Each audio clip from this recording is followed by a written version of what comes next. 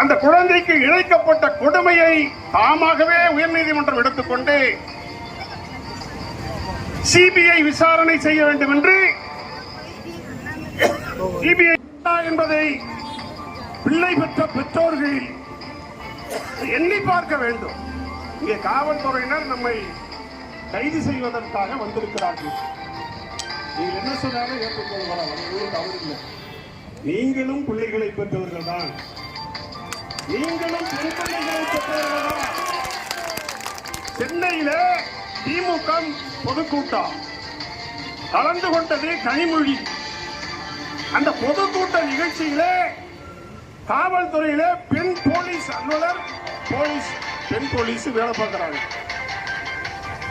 அவர்கள் நமக்கு சகோதரிகள் அல்லவா, நாம் பெற்ற பிள்ளைகள் அல்லவா அவர்கள். ஆனா திமுக காரன் என்ன செய்யறான், அந்த பொம்பளை போலீஸோட வயிற்றுல கிள்றான், இடுப்புல கிள்றான். புகார் கொடுக்கப்பட்டது.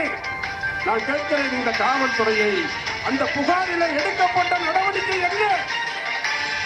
நாட்டு மக்களுக்குத்தான் பாதுகாப்பு இல்லை, நாட்டிலே இருக்கிற பெண் பிள்ளைகளுக்கு பாதுகாப்பு இல்லை. காவல்துறையில் இருக்கிற பெண்களையாவது காப்பாற்ற வேண்டாமா இந்த காவல்துறை, இந்த அரசு?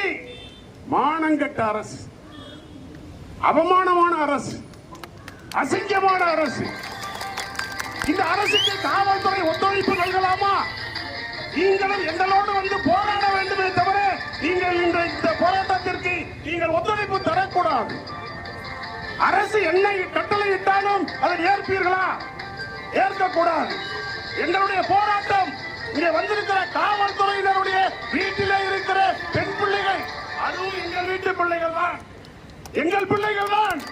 அந்த பிள்ளைகளுக்காகவும் சேர்த்துத்தான் இந்த போராட்டம், இந்த ஆர்ப்பாட்டம்.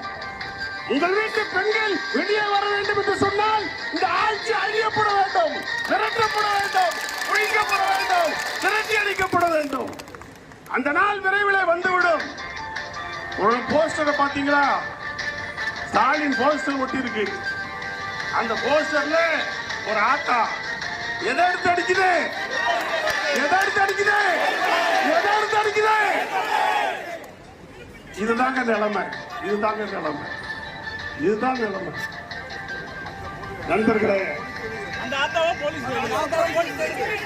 தேடும். அதனால அருமை நண்பர்களே, இந்த நாட்டில் பெண் பிள்ளைகளுக்கு அதனால நமக்கு தெரிய வேண்டியது ஒன்றே ஒன்றுதான்.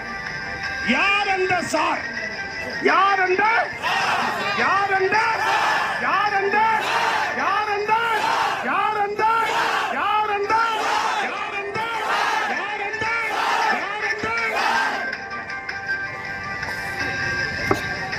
ஆர்ப்பாட்டம், இது ஆர்ப்பாட்டம்.